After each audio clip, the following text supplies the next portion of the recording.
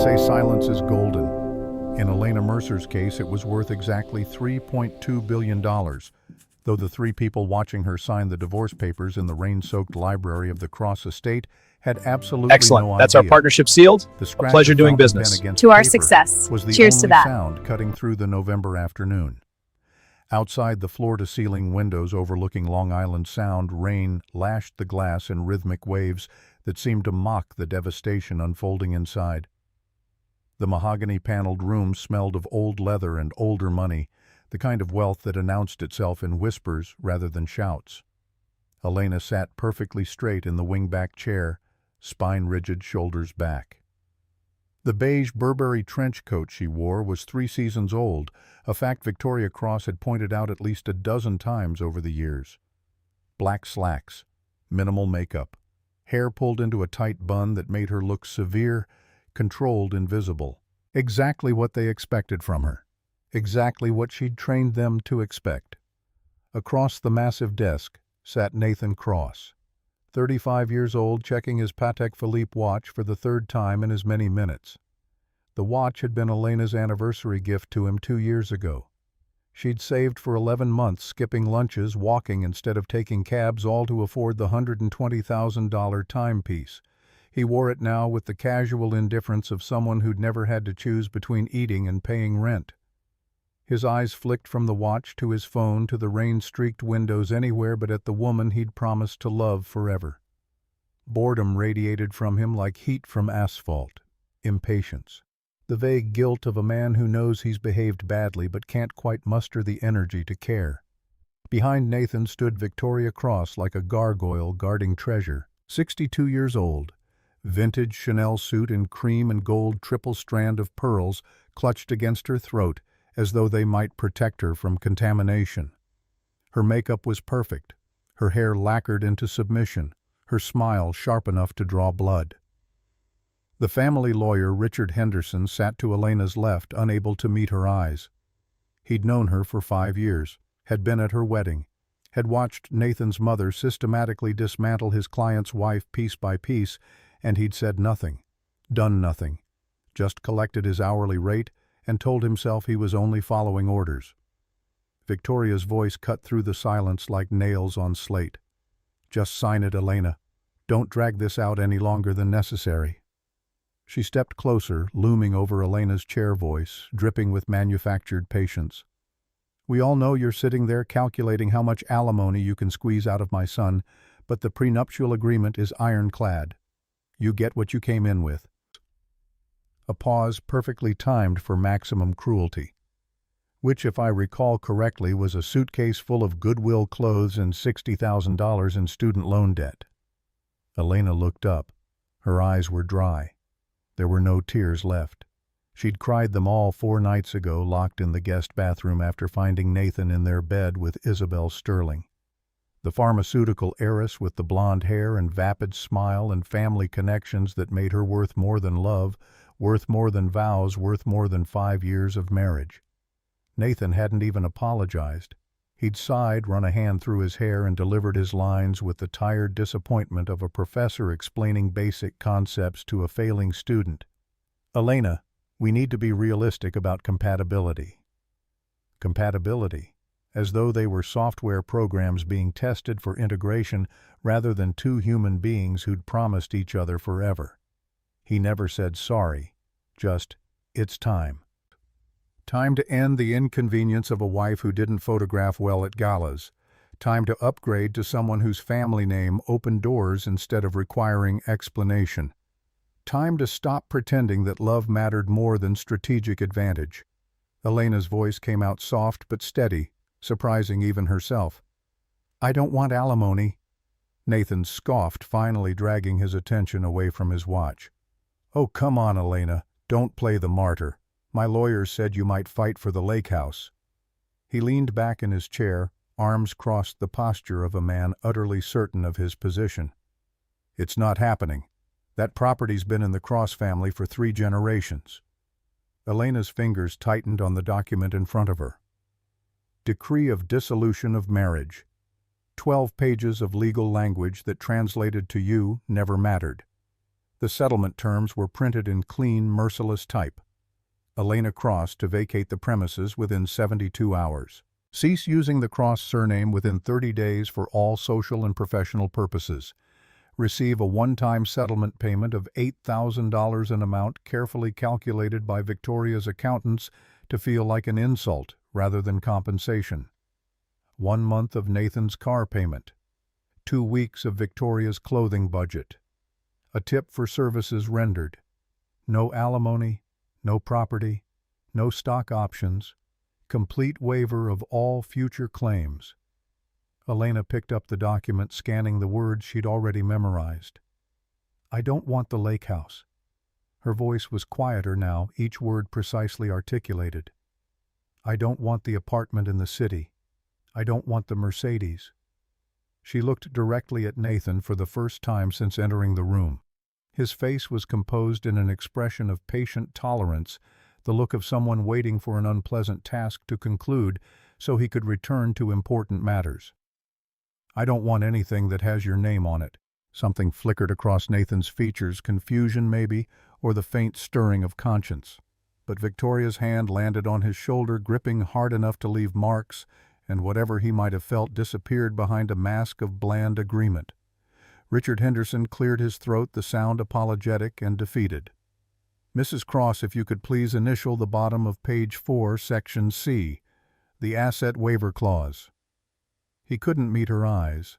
His pen trembled slightly as he pointed to the signature line. Elena picked up the Mont Blanc fountain pen from the desk. Nathan's pen, not hers. She'd never bought expensive things even when she could have afforded them. Even when the bank account she'd maintained separately and secretly could have purchased a dozen such pens without making a dent. For 5 years she'd lived as though the money didn't exist, as though she really was the waitress from Portland who'd gotten lucky, who'd caught the eye of a successful CEO who should be grateful for the crumbs of affection tossed her way. No hesitation now. She signed her name in firm, clear strokes, Elena Mercer, not Cross, her maiden name. The last time she would write it on anything official, the last piece of the careful fiction she'd constructed 7 years ago when she'd walked away from everything to find out if someone could love her for herself.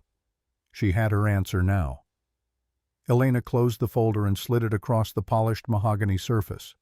The wood was cold and smooth under her fingers, imported from Brazil, worth more than most people's cars.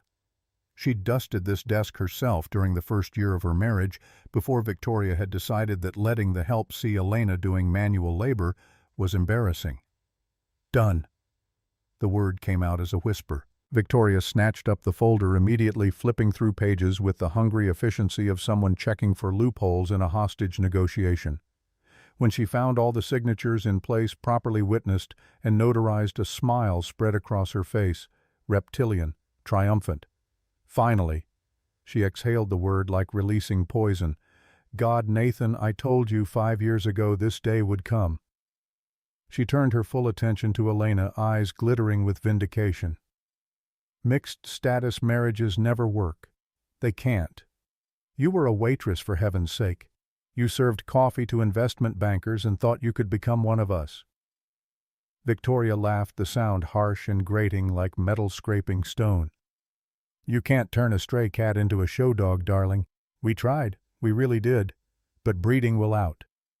Nathan stood buttoning his Tom Ford suit jacket with practiced ease. $8,000 of Italian wool and silk fitted by a tailor who flew in from Milan twice a year. He looked at Elena with an expression somewhere between pity and relief, the gaze of a man who'd just shed an unwanted burden. Look, Elena, it's for the best. You were never really comfortable in this world. He waved his hand, vaguely encompassing the library, the estate, the entire glittering universe of wealth and privilege that he inhabited like a native, and she'd navigated like a tourist with a faulty map. The galas, the board meetings, the 7-course dinners where you have to know which fork to use for the fish course. You know what I mean.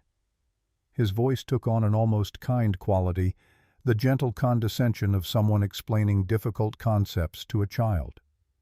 Simple, quiet, without the pressure of constantly performing. You'll be happier back in your world, your real world. Elena stood slowly, pulling her trench coat tighter against the chill that had nothing to do with temperature.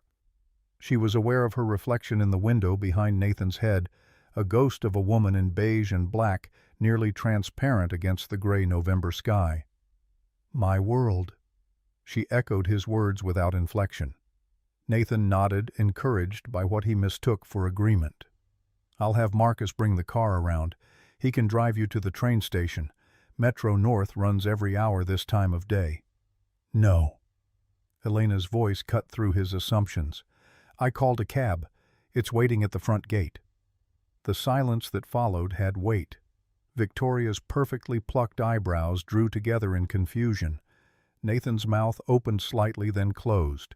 Even Richard Henderson looked up from his papers. Victoria recovered first, barking out a laugh that echoed off the coffered ceiling. A cab! How absolutely fitting! She moved closer, invading Elena's space with the aggressive confidence of someone who'd never been told no. "Make sure you don't take any of the silverware on your way out. I've already had Richard inventory the china, the crystal, the artwork. Everything of value has been catalogued and photographed." Her smile sharpened. "We know how people like you operate. Sticky fingers. A sense of entitlement to things you didn't earn." Elena felt something shift inside her chest. Not rage. Rage was hot and impulsive and loud. This was colder, clearer. The sensation of a lock clicking open after years of being sealed shut. She turned slowly to face Victoria. For 5 years, she'd kept her eyes downcast in this woman's presence, had absorbed the insults with bent shoulders and murmured apologies, had made herself smaller and smaller until she'd nearly disappeared. Not anymore. When Elena raised her eyes to meet Victoria's, something in her gaze made the older woman falter. The cruel smile twitched, wavered. Victoria took half a step backward before she could stop herself, before pride made her plant her feet and lift her chin. But she'd flinched. They both knew it. Elena spoke with the quiet precision of someone delivering a verdict. "Goodbye, Victoria." She let the silence stretch, watching Victoria's discomfort grow. "I hope the price of your son's happiness was worth it." Then she turned and walked toward the library doors, her heels clicking against the marble with steady, measured beats. Behind her, she heard Victoria's sharp intake of breath, Nathan's confused murmur, the rustle of papers, as Henderson pretended to be very busy with very important work. Elena didn't look back at the grand staircase where Nathan had proposed on one knee with a 4-carat diamond he'd charged to the company account. Didn't glance at the crystal chandelier she'd personally cleaned during her first year as Nathan's wife, before staff had been hired, and she'd still believed that effort and love could bridge any gap. Didn't pause at the console table where their wedding photograph sat in a Tiffany silver frame. In the photo, Elena was laughing, eyes bright with joy and hope and the breathtaking naivety of someone who thought she'd found her fairy tale. Nathan was looking at the camera instead of at his bride, checking his watch, because even on their wedding day, he'd had a board call scheduled for 4 p.m. Her 2 modest suitcases waited by the front door. She'd packed them herself yesterday while Nathan was at the office and Victoria was at her weekly spa appointment. 5 years of marriage fit into 2 bags. Everything else in the house had been purchased with cross money, decorated to cross taste, and would remain cross property. The heavy oak door opened smoothly on well-oiled hinges. Rain hit Elena's face immediately, cold and sharp, soaking through her trench coat before she'd made it 3 steps. The cab idled at the wrought iron gates 50 yards away, headlights cutting through the November gray. Elena walked down the crushed stone driveway, pulling her suitcases behind her, letting the rain wash over her like a baptism. Every step away from the Cross estate felt like shedding weight she hadn't realized she'd been carrying. The perfectly manicured lawns, the imported topiaries, the marble fountain that cost more than most houses, all of it receding behind her. The cab driver, 60-something, kind eyes, Pakistani accent, got out to help with her bags. "Where to, miss?" His voice was gentle, and something about that gentleness after so much cruelty made Elena's composure crack. Her hands shook as she opened the cab door. The vinyl seat was torn in places, patched with duct tape. It smelled like air freshener and old coffee and normalcy. She slid inside, rain dripping from her hair onto her shoulders. The driver watched her in the rearview mirror, professional concern crossing his features.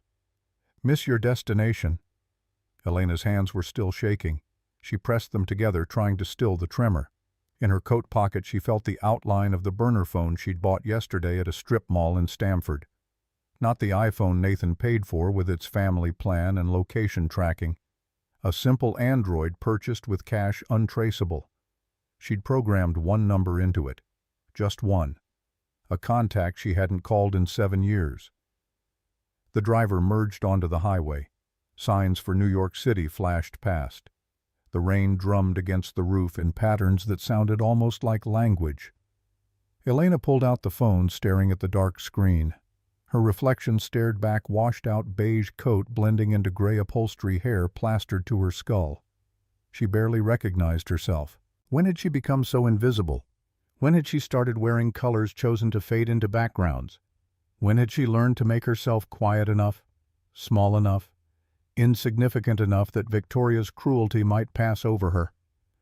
The answer sat in her chest like a stone the day she'd decided Nathan's love was worth any price. She thought about the logistics code she'd built. Nights at their kitchen table in the tiny Portland apartment, teaching herself Python and SQL from library books and YouTube videos, writing algorithms that could predict shipping delays before they happened. She'd presented it to Nathan like a gift. "Here, I made this for you, for us to save your struggling company." He'd been so grateful, had kissed her hard and held her close and called her brilliant. 3 months later, at a board meeting she attended only to serve coffee, she'd heard him present his AI-driven logistics system to investors. Heard him take credit for every line of code, every innovation, every hour she'd poured into making his dream real. She'd frozen with the coffee pot in her hands, waited for him to correct the record, to say, "My wife built this, isn't she incredible?" He never did.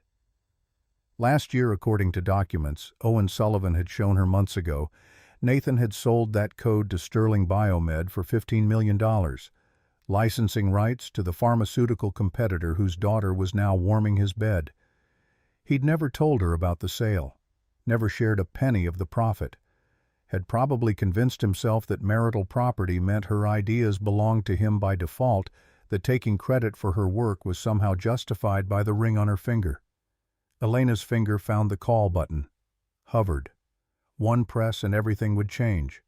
One call and Elena Mercer, waitress, nobody grateful wife, would disappear forever. In the driver's seat, the cabbie's radio played softly. Some talk show host discussing the stock market, the upcoming holidays, the weather. Normal life for normal people who didn't have to choose between truth and safety, between justice and peace. Her thumb pressed down. The phone rang once. A deep voice answered, gruff with age and the unmistakable authority of someone used to being obeyed. "Whitmore private line. Who is this?" Elena's voice cracked for the first time since signing the papers. "It's me, grandfather. It's Elena." Silence, then a sharp intake of breath. Liebling. Marcus Kane's voice changed completely, decades of reserve shattering in a single word. "My God, 7 years. 7 years without a word, and now where are you?" "Connecticut." Elena's tears finally came hot and sudden. "I just signed divorce papers. I lost everything." The words sounded pathetic even to her own ears. She hadn't lost everything. She'd never had anything real to lose. Just illusions. Just lies she'd told herself about a man who'd never really seen her. Marcus's voice turned sharp as winter steel. "You lost nothing. When you walk away from parasites, you don't lose. You survive." A pause, and then gentler. "Did he hurt you? Are you injured?" "Not the way you mean." Elena wiped her eyes with the back of her hand. "But yes, he hurt me. Do you want me to hurt him back?" It wasn't a joke. It was a genuine offer delivered with the cold precision of someone who had resources and will and absolutely no qualms about using both. Elena surprised herself by laughing, a bitter, sharp sound that had nothing to do with humor. No, grandfather. I want to do it myself. She straightened in the seat, watching the New York skyline emerge through the rain like a promise. I'm done hiding. I'm done being small. I'm done pretending I'm something I'm not, just to make weak men feel strong. Her voice steadied, grew harder. I'm coming home. Marcus Kane exhaled a sound that might have been relief or satisfaction or both. The Gulf Stream is at Teterboro. I'll have Henri meet you at the FBO in 40 minutes. Grandfather, I don't have anything. No money, no cards. Nathan froze all the accounts this morning. The dry laugh that came through the phone was somehow both warm and terrifying. Elena, you are the sole heir to Whitmore Global. You have $3.2 billion in trust funds, investment portfolios, and real estate holdings spanning 6 states. You've always had it. He let that sink in. You just chose not to use it. That changes today, yes. Elena looked out at the rain-soaked highway. Brake lights stretched ahead in ribbons of red. The cab smelled like cheap pine air freshener and the faint ghost of cigarette smoke. It was the realest thing she'd experienced in 5 years. Yes, that changes today.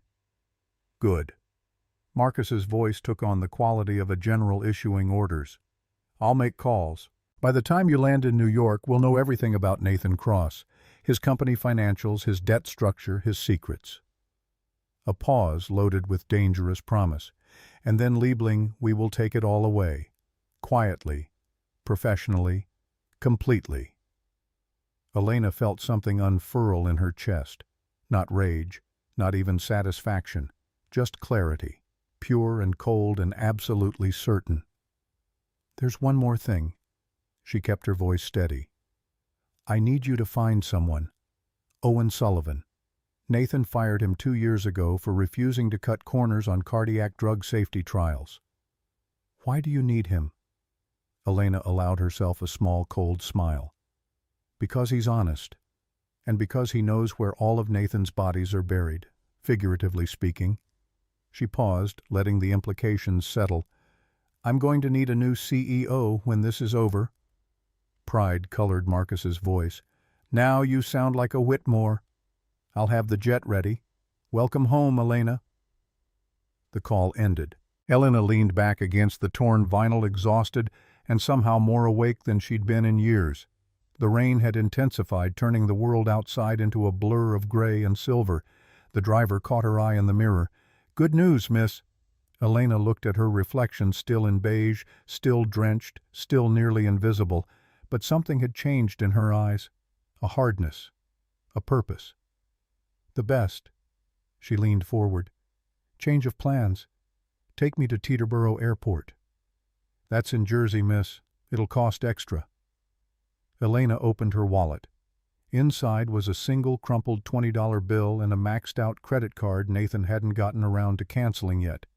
Everything else had been in his name, his control, his power. She handed over the 20. Keep the change.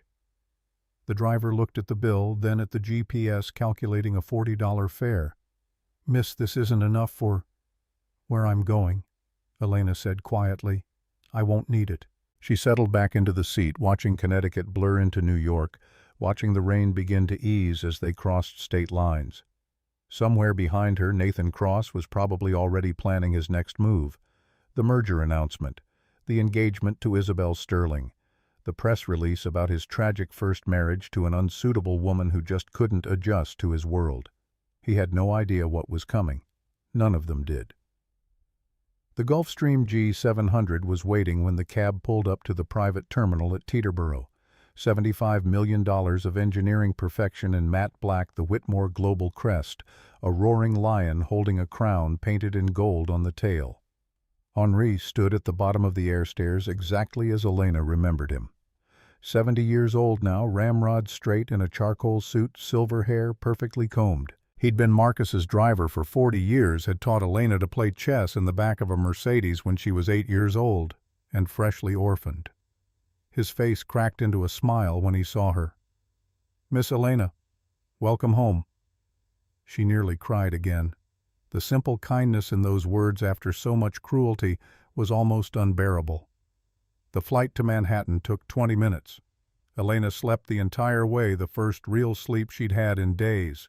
When she woke, the jet was descending toward the private terminal at Westchester County Airport, and the sun had broken through the clouds.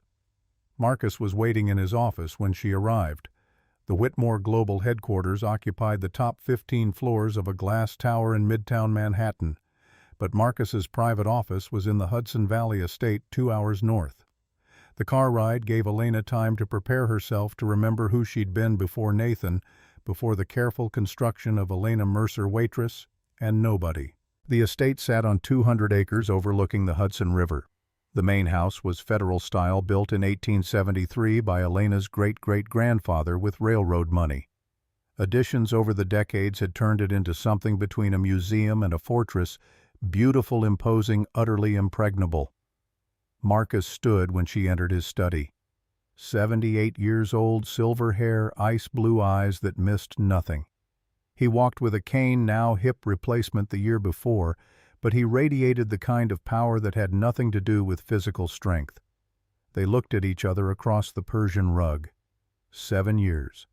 She'd been 25 when she'd walked away from this world, desperate to know if someone could love Elena without the weight of the Whitmore name attached, desperate to be seen as something other than an heir, a prize, a strategic advantage. Marcus crossed the room and pulled her into his arms. Elena broke, sobbed into his shoulder while he held her, and murmured in Swiss German, the language of her childhood, the words her mother had used when Elena had nightmares after the plane crash that killed her parents. When the tears finally stopped, they sat. Marcus poured schnapps, Swiss tradition even in New York, and handed her a glass. The burn felt cleansing. "Tell me everything." His voice was gentle but firm, a command disguised as a request. So she did. Every detail. Meeting Nathan at the diner in Portland where she'd worked the early shift. The way he'd smiled at her, really smiled like she was someone worth noticing. Building the logistics code at their kitchen table while he slept, wanting to help him save his struggling pharmaceutical company. Watching him take credit. Enduring Victoria's systematic cruelty, the comments about her clothes, her education, her background, her worth. Finding Nathan in bed with Isabel Sterling, the girl with the right family and the right connections, and the complete absence of anything resembling a soul. Signing papers for $8,000 while Victoria laughed. Marcus listened without interrupting. When she finished, he stood and walked to the window overlooking the river. The silence stretched for a long moment. "You loved him?" Not a question. A statement of fact. "I did." "And now?" Elena's hands tightened around the schnapps glass. "Now I want him to understand what he threw away, what he stole, what he destroyed." Marcus turned, and the smile on his face was small and dangerous. "Then let's educate him." He pressed a button on his desk. A wall panel slid open, revealing a room Elena had forgotten existed. The war room. 6 monitors displaying financial terminals, legal documents, satellite imagery. The private command center where her grandfather had orchestrated corporate acquisitions worth billions. "We've had 14 hours since your call." Marcus gestured to the screens. "My team has been busy." The displays lit up in sequence. Screen 1 showed Cross Pharmaceuticals financials. Annual revenue of $180 million. Valuation of $220 million inflated, Marcus noted based on the anticipated Sterling Biomed merger. Debt of $140 million hidden in offshore structures. Cash reserves of only $12 million. Dangerously low liquidity, Marcus observed. One major expense and they're insolvent. Screen 2 detailed the Sterling Biomed merger. Nathan planned to acquire Sterling in a $300 million stock swap. The Sterling family would own 40% of the combined company. On paper, it looked like a strategic masterstroke. Except Sterling Biomed was dying. Screen 3 showed the problem. Sterling had borrowed $340 million to expand into Asian markets. When those markets crashed last quarter, the company became a beautiful corpse, impressive on the surface, rotting underneath. They needed Cross's cash reserves to survive. Without the merger, Sterling would collapse within 6 months. Screen 4 was titled simply Nathan's Crimes. Elena leaned forward, reading quickly. Owen Sullivan's evidence compiled over 2 years of careful documentation. Intellectual property theft. Nathan had filed the patent for Elena's logistics code in his name, only then sold exclusive licensing rights to Sterling Biomed for $15 million in 2019. The transaction was buried in a subsidiary deal nearly invisible. Charity fraud. The Cross Foundation for Pediatric Research, which Elena had founded in 2018, had been systematically drained. Wire transfers from the foundation account to Nathan's Cayman Islands LLC totaled $2.3 million over 3 years. FDA bribery. $400,000 in consulting fees paid to an inspector named Michael Corman to expedite approval of a cardiac medication despite safety concerns. Safety data manipulation. Original clinical trial results showing an 8% arrhythmia rate had been submitted to the FDA as 0.8%. A decimal point error that led to 17 patient deaths in the first 6 months after the drug's release. Elena felt physically ill. She'd known Nathan had betrayed her. She hadn't known he was a criminal. Hadn't known people had died because of his greed. 17 families. Her voice came out hollow. 17 people dead because he wanted faster approval. Marcus's hand settled on her shoulder.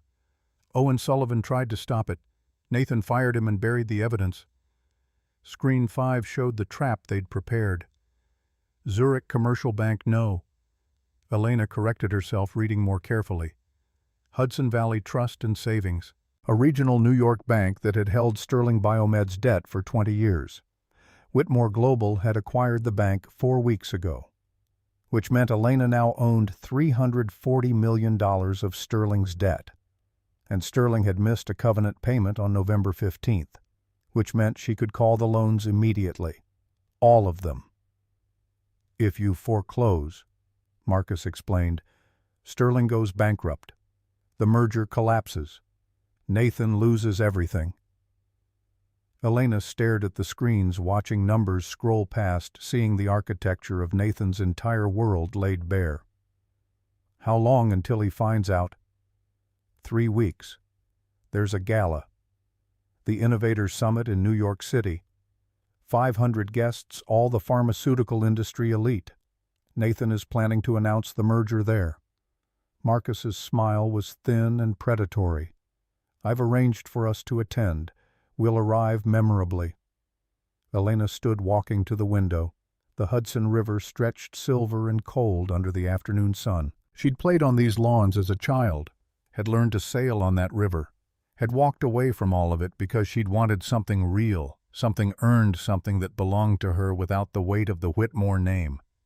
She'd found a man who saw her as property to be used and discarded. Grandfather. Her voice was quiet. If I do this, if I destroy him, I become what he is. Cruel, vindictive, someone who uses power as a weapon. Marcus moved a piece on the antique chessboard that sat on a side table. White pawn forward. No Liebling. Cruelty is what he did to you, stealing your work, humiliating you, discarding you like trash. He moved a black knight in response to his own opening. This is justice. There's a difference. Is there? Elena turned to face him. How do I know where the line is? You gave him 5 years. You gave him your code, your loyalty, your love. You asked for nothing in return. Marcus's voice hardened. He gave you $8,000 and told you to disappear. You didn't start this war, Elena, but you can end it. She looked at the screens again, saw the evidence of Nathan's crimes, the 17 families, the stolen code, the embezzled charity funds meant to help sick children. Thought about Victoria's voice. You can't turn a stray cat into a show dog. Thought about Nathan's condescension. You'll be happier back in your world. Thought about herself, invisible in beige, apologizing for existing. No more. I want to hire Owen Sullivan. Her voice came out steady and cold. Make him an offer he can't refuse. I'll need him to run Cross Pharmaceuticals after Nathan is gone. Marcus nodded approval. Done. What else? Full forensic audit of every transaction Nathan made in the last 5 years. If he stole from me once, he did it again. My lawyers are already on it." Elena turned back to the window, watching clouds move across the sky. "And I want him to see me at that gala. I want him to know exactly who I am, what I've always been." She paused, feeling something settle into place inside her chest. Not rage, not even hatred, just absolute clarity about what needed to happen. What he threw away. Marcus raised his schnapps glass. "To justice." Elena raised hers. "To silence." They drank. The alcohol burned all the way down, and Elena welcomed the pain. It felt clean, honest, real in a way nothing had felt for 5 years. Marcus set down his glass and studied her face. "You were always too quiet as a child. I told your father that girl thinks too much and speaks too little. It made you dangerous." "I'm done being quiet, grandfather." "Good." His smile was wolfish. Quiet women rarely make history, but quiet women who suddenly roar, they change the world. The next 10 days passed in a blur of preparation. Mornings with Marcus reviewing financial structures, learning the architecture of corporate warfare. Afternoons with lawyers from Sullivan and Cromwell preparing SEC complaints and FBI referrals.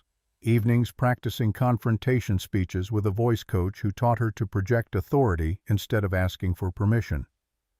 On day 4, they video called Owen Sullivan. He was living in Portland, working as an Uber driver and adjunct professor after being blackballed from the pharmaceutical industry. His studio apartment was visible in the background, tiny, sparse, the accommodation of someone who'd chosen integrity over comfort. When Elena offered him the CEO position at Cross Pharmaceuticals, he'd laughed, bitter and disbelieving. "Mrs. Cross, I appreciate the thought, but I'm unemployable. Your ex-husband made sure of that." "It's Whitmore, Elena Whitmore." She kept her voice level. "And I'm offering you CEO of Cross Pharmaceuticals, $850,000 base salary, stock options, full operational control." Owen had stared at the screen. "That's Nathan's job." "Not for long."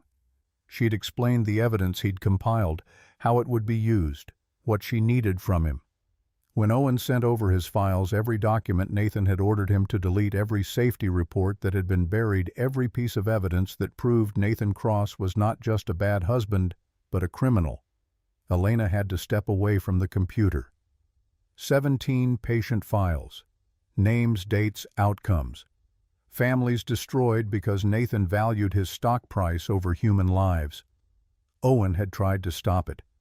Had walked into Nathan's office with the clinical trial data showing 8% arrhythmia rates. Had recommended pulling the drug from FDA approval. Nathan had fired him on the spot, called him a catastrophizing alarmist trying to sabotage the company, then released the drug anyway. 17 people died in the first 6 months. Nathan settled the lawsuits, quietly burying the payments in legal paperwork that made them invisible to regulators. Elena had known Nathan was selfish. She hadn't known he was a killer. On day 8, the stylist arrived. Isabelle Fournier, New York-based, trained at Parsons, with a client list that included 3 first ladies and 1 former Secretary of State. She circled Elena like a sculptor examining marble. "Monsieur Kane says you need armor." Elena frowned. "Excuse me. For battle we wear armor. For war at galas we wear couture." Isabel pulled out a tablet. "You've been hiding. Beige, gray, invisible colors. That ends today." The plan unfolded across 3 phases. This week, Elena would wear black, mourning the death of who she'd been. Professional power, untouchable. For the gala, midnight blue, a custom Valentino gown being made in the New York atelier. Not subtle, not apologetic, devastating. After when the war was won, white and gold. Victory, new beginnings, the warmth of someone who'd fought and survived and chosen mercy. Elena looked at the designs and barely recognized the woman in the sketches. Strong, powerful, visible. "I've never worn anything like this." Isabel's voice was matter-of-fact. "No, you wore what that boy and his mother allowed you to wear, clothes that made you small. She held up a swatch of midnight blue silk velvet. "These clothes will make you impossible to ignore." On day 10, the night before leaving for New York City, Elena couldn't sleep. She sat in her childhood bedroom at the Hudson Valley estate, surrounded by the ghosts of who she'd been. Chess trophies on the shelf from tournaments she'd won at 12, photographs of her parents before the plane crash, the window seat where she'd read every book in the estate library twice. A box sat on the bed. Inside were the artifacts of her failed marriage, the wedding photograph, her face bright with joy, Nathan's eyes on his watch, love letters he'd written during their engagement, sweet and promising, the USB drive containing the original version of her logistics code, the divorce papers signed and final. She should burn them, make it symbolic. But she didn't. Instead, she took the USB drive and put it in her pocket. Not sentiment. Evidence. Marcus found her there an hour later. "Can't sleep. I keep thinking." She paused, trying to articulate the doubt. "What if I'm wrong? What if he did love me in his own way?" Marcus sat beside her, poured schnapps from the flask he always carried. "Perhaps he did. But love without respect is worthless. He loved who he wanted you to be. He never saw who you actually are." He handed her the glass. "The question is, do you see yourself now?" Elena looked at the midnight blue gown hanging on the door of her closet, looked at her reflection in the window, no longer hunched, no longer small, shoulders back, chin up. "I'm starting to." "Good." Marcus raised his glass. "Because in 3 days you're going to walk into a room of 500 people and announce to the world that Elena Whitmore is back." He smiled, dangerous and proud. "Are you ready?" Elena stood, straightened her spine, met her grandfather's eyes as an equal. "I've been ready my whole life. I just forgot." She took the glass and drank. Outside, the November wind rattled the windows. Inside, Elena Mercer finished dying, and Elena Whitmore began sharpening her claws. 2 weeks had passed since the divorce. For Nathan Cross, life had returned to what he considered normal, better than normal really, because the constant low-grade annoyance of a wife who didn't quite fit had been surgically removed. The house was quieter. The closets no longer contained beige cardigans and sensible flats that made Victoria wince. Isabel's expensive wardrobe had colonized the space, all designer labels and zero practicality. Breakfast with his mother had become pleasant again. No more tense silences while Elena pushed food around her plate, trying to become invisible. Now Victoria held court at the head of the table, reading the Wall Street Journal aloud, planning strategy like a general preparing for conquest. The Innovators Summit was 6 days away. Everything was falling into place with the smooth precision of a well-oiled machine. The venue was booked, a converted private hangar at JFK, all soaring ceilings and industrial chic. Press releases were drafted and ready. The merger announcement was scheduled for 8 p.m. prime time for maximum coverage. Isabel's ring sat in a Tiffany box in Nathan's desk drawer, 5 carats of insurance that the Sterling family would stay committed. Victoria set down her coffee cup with a decisive click. "The proposal needs to happen at the gala. Maximum publicity. Show everyone you've upgraded." Nathan shifted uncomfortably in his chair. The custom upholstery felt too stiff this morning, or maybe it was just the conversation. "Mother, we literally just finalized the divorce." "Exactly. Strike while the iron is hot." Her eyes were sharp over the rim of her cup. "Isabel's father wants family unity before the merger closes. An engagement seals that commitment, legally and socially." Nathan said nothing, picked up his phone, scrolled through emails he'd already read, anything to avoid meeting his mother's gaze. Victoria's voice took on an edge. "You're not having second thoughts?" Not a question, a warning. "No, of course not." The words came out automatic, rehearsed. "It's just fast." Fast is good. Fast means no time for Elena to cause problems. Victoria stood smoothing her Chanel skirt. "Though I doubt we'll hear from her again. She's probably already back in Oregon serving eggs to truckers and telling herself she's better off." The image should have been satisfying. Instead, it settled in Nathan's chest like a stone. At Cross Pharmaceuticals headquarters, the morning staff meeting did nothing to improve his mood. Derek Huang, the CFO, was practically vibrating with nervous energy, which was never a good sign. Patricia Vance, the general counsel, had that tight-lipped expression that meant she'd found something in the contracts that made her professionally uncomfortable. Derek cleared his throat 3 times before speaking. "Sir, we need to discuss the Sterling debt situation." Nathan barely glanced up from his tablet. "What situation?" "Their primary lender, Hudson Valley Trust and Savings, was acquired last month. New ownership." Derek's fingers drummed against the conference table. "They're conducting a comprehensive review of all existing loan covenants." "So," Nathan scrolled through the merger documents, bored. "Sterling's current on their payments." "Actually," Derek pulled up a spreadsheet. "They missed a covenant trigger on November 15th. Debt to EBITDA ratio violation. It's technical, but—" Nathan waved a hand, dismissive.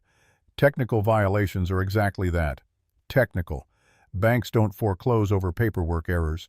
They want interest payments, not assets. Just have Sterling file an amendment and cure the default." Patricia leaned forward, lawyer instincts kicking in. "Sir, if the new ownership decides to call the loans before the merger closes—" "They won't." Nathan's voice carried the absolute certainty of someone who'd never been truly challenged. "Sterling has been with that bank for 2 decades. Financial institutions don't burn bridges with good clients over minor covenant issues. It's bad business." He looked around the table at their worried faces. "Next item." Derek and Patricia exchanged a glance but said nothing. In the hierarchy of Cross Pharmaceuticals, contradicting the CEO was career suicide. Elena had learned that lesson. So had Owen Sullivan.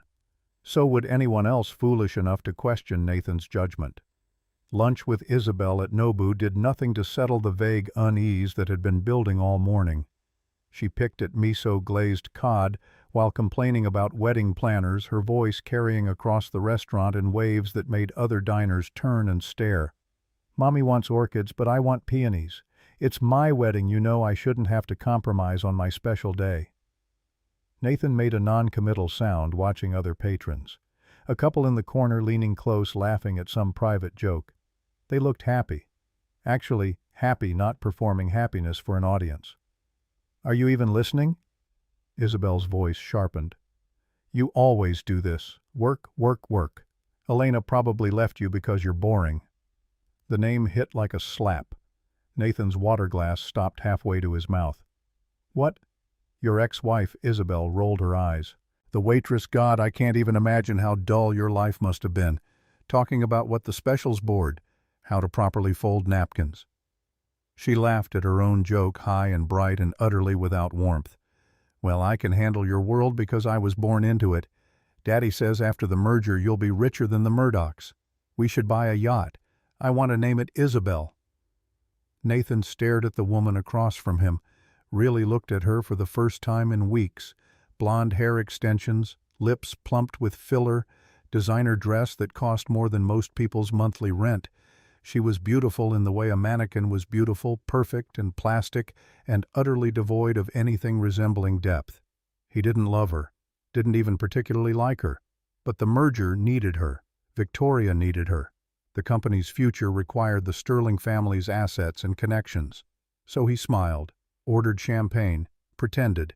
Back in his office that afternoon, alone for the first time all day, Nathan found himself opening his desk drawer. The ring box sat on top, but beneath it was something he'd shoved there weeks ago and tried to forget. A photograph from their wedding.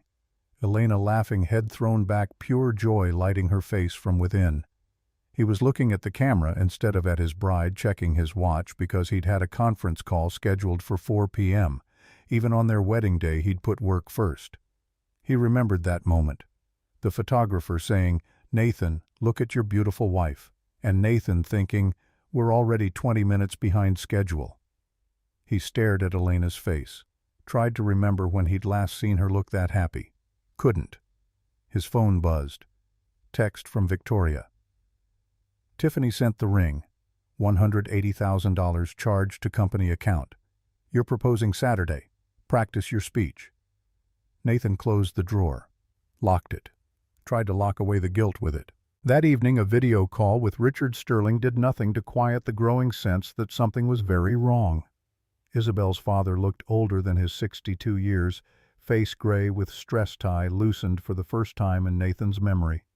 "We need to discuss the Hudson Valley situation." Richard's voice was tight. "Derek mentioned it. It's nothing." Nathan tried to project confidence. "Technical covenant violation. These things happen. The new owners are being aggressive." Richard pulled up documents on his screen. "They're demanding full documentation on all our subsidiaries, including the offshore structures in the Caymans." Nathan sat up straighter. "Why would they care about Cayman entities?" "I don't know, but their lawyers, Sullivan and Cromwell, very expensive, very thorough, are asking specific questions." Richard scrolled through an email. "About the IP licensing deal, the logistics software we purchased from you in 2019.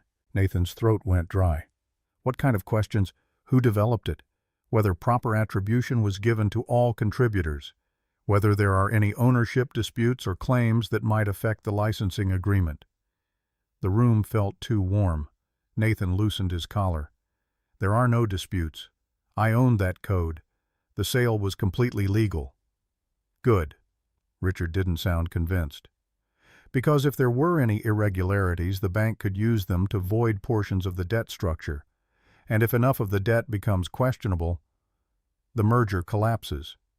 Nathan finished the sentence mouth dry. Richard nodded. "Exactly. So I need you to be absolutely certain. Was there anyone else involved in developing that software? Any contractors, consultants, employees who might claim co-creation?" Elena's face flashed in Nathan's mind. Kitchen table at 2 a.m., laptop open explaining algorithms she'd taught herself from YouTube videos. Her eager smile when she'd shown him the finished product. "I built this for us, to help your company." He'd filed the patent in his name only, never listed her as co-inventor. She'd been his fiancée at the time the code was basically a gift right. Community property, marital assets, however you wanted to frame it. Except they hadn't been married when she built it. The dates on the files were clear. She'd created it in 2018, 8 months before the wedding. Which meant legally, Nathan shoved the thought away. No contractors, no co-creators. It was my work, my code. The lie came out smooth and practiced. Good. Richard still looked worried. "Because Sullivan and Cromwell doesn't ask questions unless they already know the answers. Be prepared." After the call ended, Nathan sat in darkness, city lights glittering 40 stories below. The office felt cavernous. The success he'd built suddenly seemed fragile, constructed on foundations he'd never bothered to examine too closely. His computer pinged. Email from an unknown sender. Subject line: "We need to talk about your wife's code." Nathan's hand shook as he clicked open. The message was brief, professional, devastating.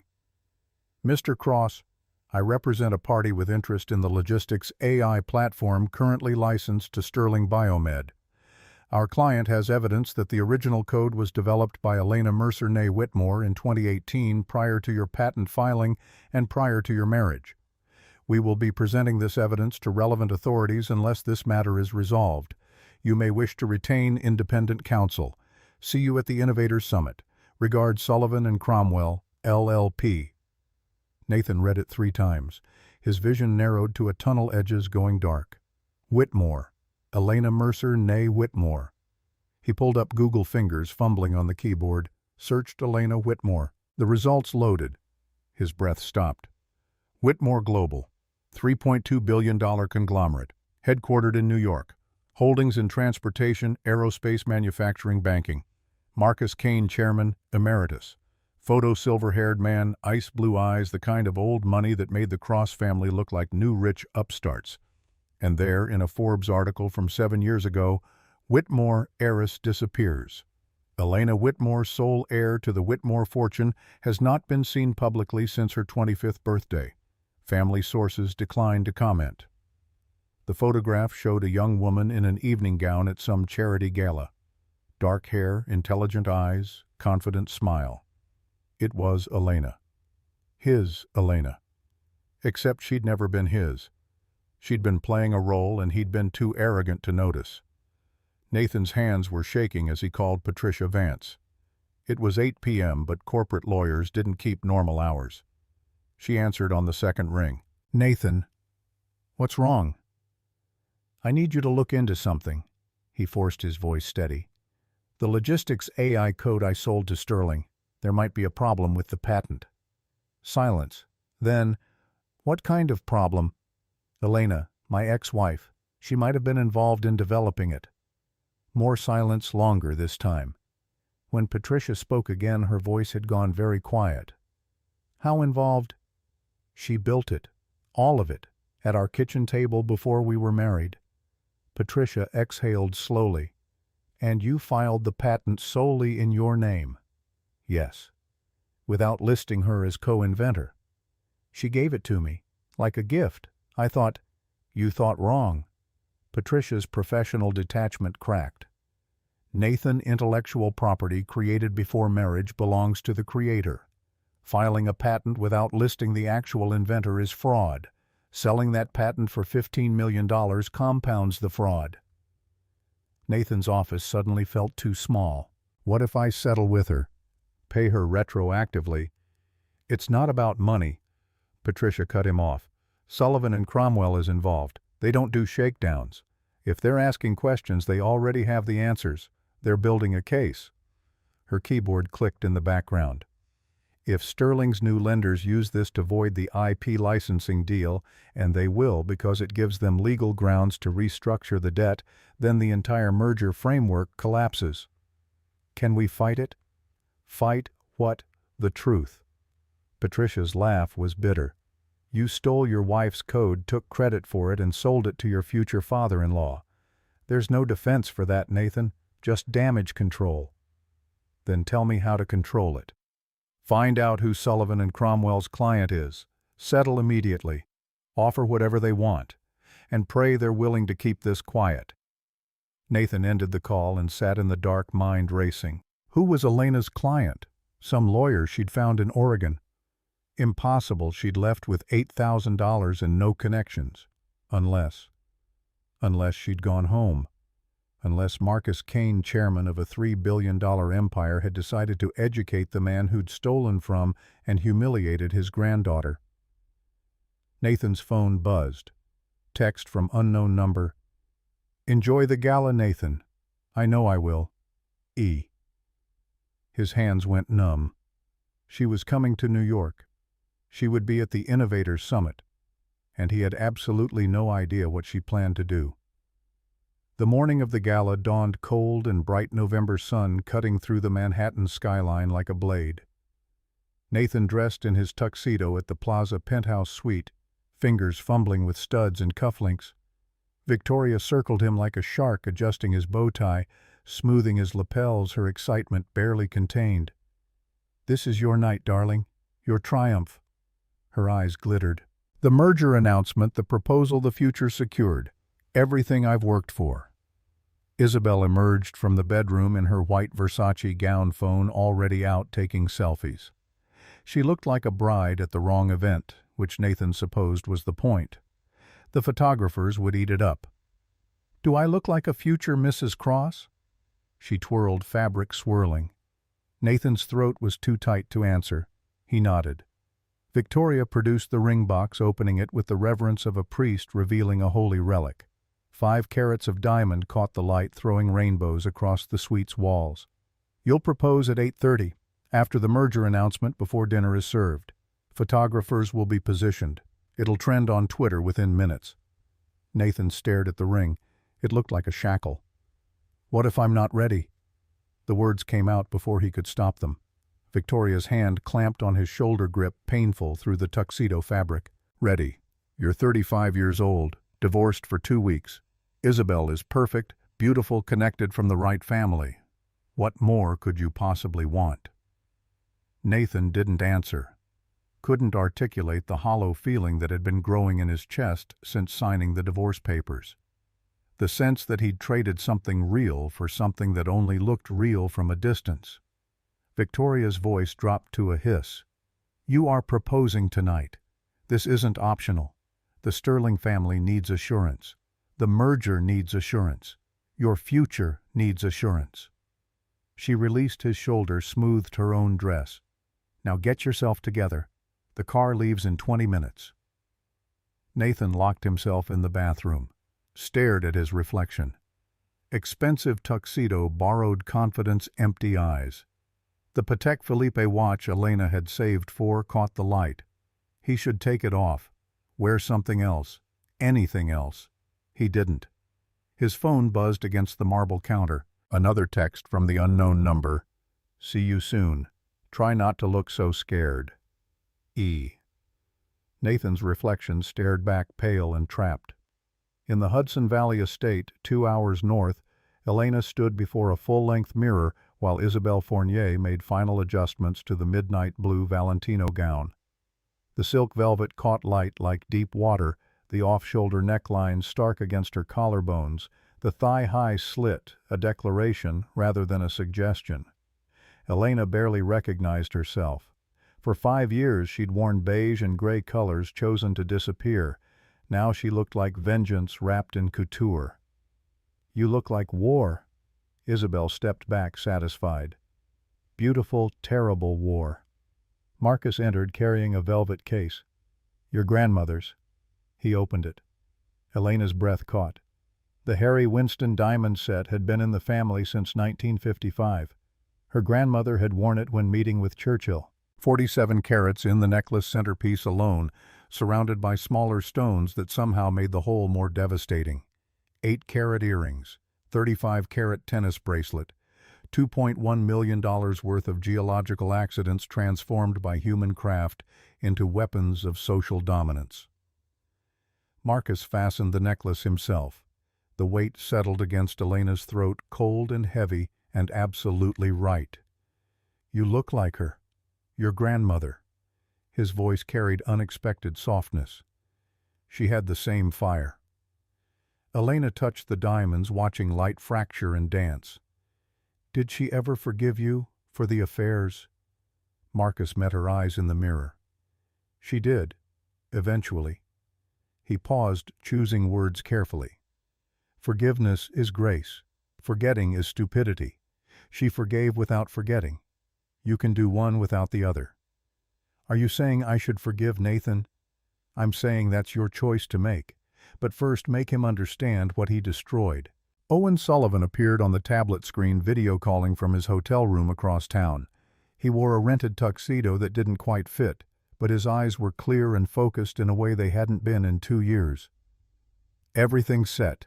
SEC complaint filed at 5 p.m. FBI won't move until Monday, but the investigation is official." Elena's pulse quickened. "And the Sterling loans?" "Called at 4:30. Their CFO had a panic attack. Literal ambulance." Owen's expression held no satisfaction, just grim professionalism. "They have 72 hours to repay $340 million. They can't." "No. Bankruptcy filing expected Tuesday morning at the latest. The merger is dead." Owen pulled up a timeline. "Nathan doesn't know yet. Richard Sterling is waiting to tell him tonight. At the gala, in front of everyone." Elena allowed herself a small, cold smile. Poetic. Marcus moved to the window, looking out over the river valley turning gold in the late afternoon sun. Final review. 7 p.m. guests arrive. Nathan and Isabel play the happy couple. 7:30 cocktails and networking. 8 p.m. dinner service begins. He turned eyes sharp. 8:15 we arrive. The jet lands on the private tarmac connected to the venue hangar. You make your entrance. 8:30 Nathan was planning to announce the merger. Instead, Richard Sterling announces bankruptcy. 8:45 our team presents evidence of Nathan's crimes to key journalists and board members. 9 p.m. You offer Nathan the wager. Chess. Winner takes everything. Marcus's voice dropped to something darker. 10 p.m. checkmate. Elena studied the timeline looking for flaws. What if he doesn't accept? Then Owen executes the board coup Monday morning. We already have the votes. Marcus's smile was thin. But he'll accept. His ego won't allow refusal. Elena sat suddenly exhausted despite having done nothing but prepare. The gown pooled around her like spilled ink. Grandfather, is this who I am now? Someone who destroys people. Marcus knelt beside her chair, a gesture so uncharacteristic it shocked her into attention. He never knelt, never showed weakness or uncertainty. You're not destroying a person. You're stopping a criminal. His hand covered hers. Nathan stole your work, profited from your ideas. Let 17 people die to protect his profit margin. Embezzled from a children's charity you founded. His grip tightened. Tonight isn't about revenge. It's about consequence. There's a difference. He wasn't always like this. Elena's voice came out small. When I met him, he was kind. Ambitious, yes, but kind. Power reveals character. It doesn't create it. Marcus stood, professional distance reasserting itself. Nathan was always willing to steal, to cheat, to take credit for others' work. You didn't see it because you loved him. He walked to the window silhouette against the dying light. You gave him 5 years. Your code, your loyalty, your silence. He gave you $8,000 and told you to vanish. The words hit like physical blows. Tonight you're not destroying him. You're revealing him, the man he's always been, the man I should have protected you from 7 years ago when you told me you were leaving. Elena stood, walked to the mirror, forced herself to look at the woman reflected there. Midnight blue, diamonds, hair down, eyes hard with purpose. Not Elena Cross the wife, not Elena Mercer the waitress, Elena Whitmore the heir. Let's go show Nathan Cross what a mistake looks like. Marcus offered his arm. The car is waiting, the jet is fueled, the board is ready. His voice dropped to something between question and challenge. Are you prepared to win? Elena took his arm, feeling the weight of the diamonds, the silk, the decision.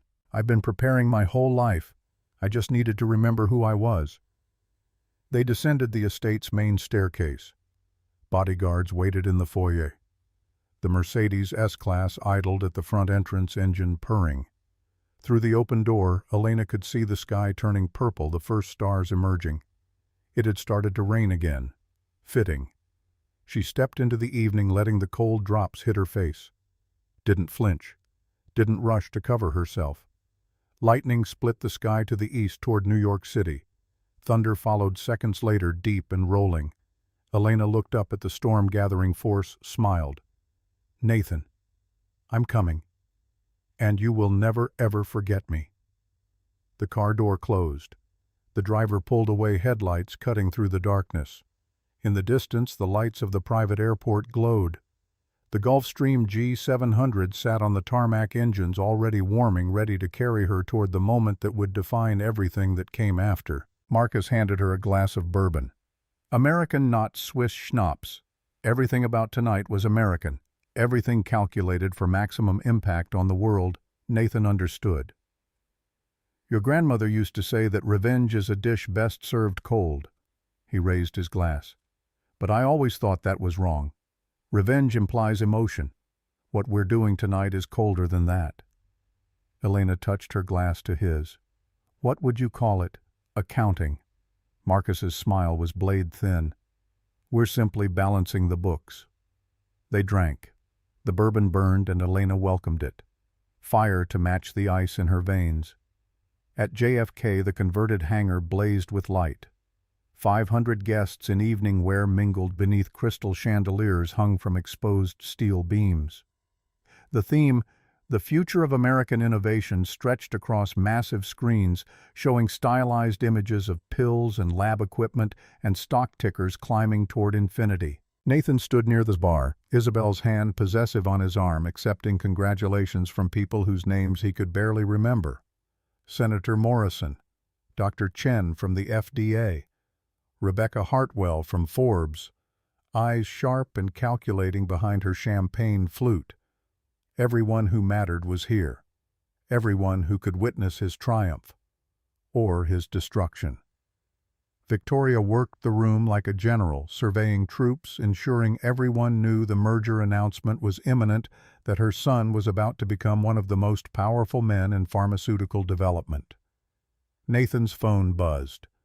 Derek, the CFO, materializing at his elbow with that rabbity nervousness that meant problems.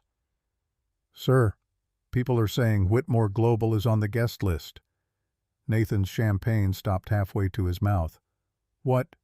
Whitmore Global, the family that owns Hudson Valley Trust." Derek pulled up something on his phone. "Someone amended the guest list an hour ago. Marcus Kane is attending." The room tilted.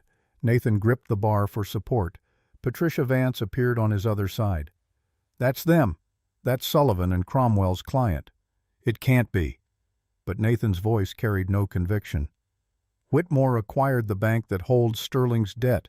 Whitmore's lawyers are asking questions about the IP theft." Patricia's professional mask slipped, revealing genuine worry. "Nathan, this isn't coincidence. This is strategy." Nathan's vision tunneled. Around him the gala continued, laughter music, the clink of glasses. Normal people having a normal evening, unaware that his entire world was cracking like ice under pressure. Isabel tugged his arm. "Nathan, you look pale. Are you sick?" "I'm fine." The lie tasted like ash. Then the music stopped. The orchestra mid-piece, mid-note simply ceased. The silence spread like a shockwave, 500 conversations dying as heads turned toward the back of the hangar. The velvet curtains covering the tarmac entrance began to part. Motorized, slow, theatrical. The sound of a jet engine winding down filled the space. Close, powerful, wrong. Nothing was supposed to land during the event. The massive hangar doors slid open. Night sky visible. Floodlights illuminating rain-slicked tarmac, and there, impossibly close, a Gulfstream G700 in matte black. $75 million of aviation perfection. On the tail, painted in gold, a roaring lion holding a crown. The Whitmore crest. Someone gasped. The sound rippled through the crowd. Senator Morrison whispered to her aide loud enough to carry, "My God, they actually came." Victoria grabbed Nathan's arm nails, digging through his tuxedo. "This isn't possible. The Whitmores don't attend public events." Nathan couldn't speak, couldn't breathe, could only watch as the air stairs extended and two bodyguards descended first, followed by a man with silver hair and a cane who carried himself like he owned not just the room, but the concept of rooms. Marcus Kane stopped at the bottom of the stairs, turned, extended his hand back toward the jet. A woman's hand, pale, elegant, took his. She stepped into the light. Time fractured.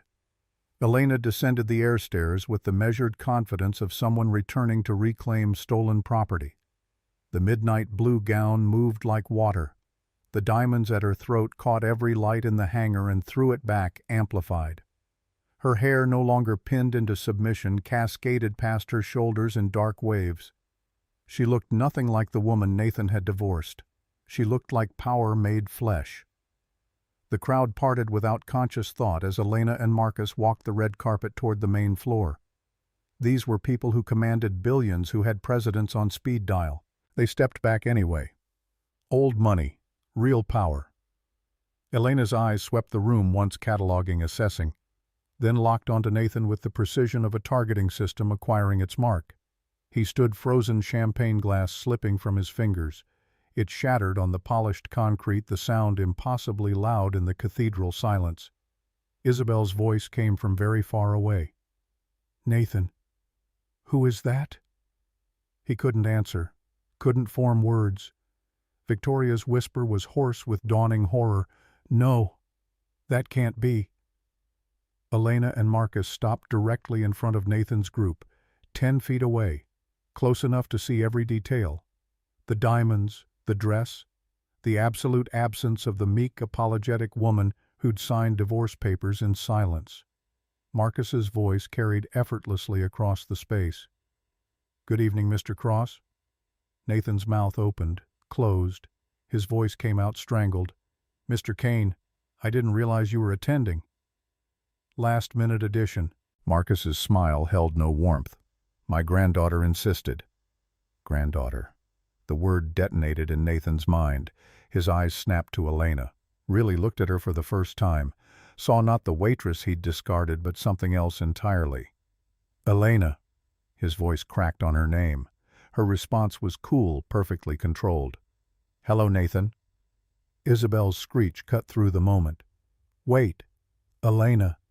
Like your ex-wife. Elena. Victoria lurched forward, fingers stabbing toward Elena like a weapon. This is a trick. Some elaborate joke. That woman is a waitress from Oregon. She doesn't know Marcus Kane. The accusation hung in the air. Marcus didn't even glance at Victoria. His voice went flat and dangerous as he addressed the nearest bodyguard. If this woman points that finger at my granddaughter one more time, break it. The bodyguard stepped forward. Victoria recoiled, clutching her hand to her chest. Gasps rippled through the watching crowd. Phones emerged, cameras active, recording everything. Isabel's voice climbed toward hysteria. Granddaughter, the Whitmore heiress disappeared 7 years ago. Everyone knows that story. Elena's gaze shifted to Isabel. Cold assessment in those eyes, the look of someone examining an insect. I didn't disappear. I took a sabbatical. She let the pause stretch. From people exactly like you. Scattered laughter from the crowd. Someone, it sounded like Senator Morrison, muttered appreciation. Isabel flushed crimson. Nathan found his voice, though it came out thready and desperate. I don't understand. How do you know what is...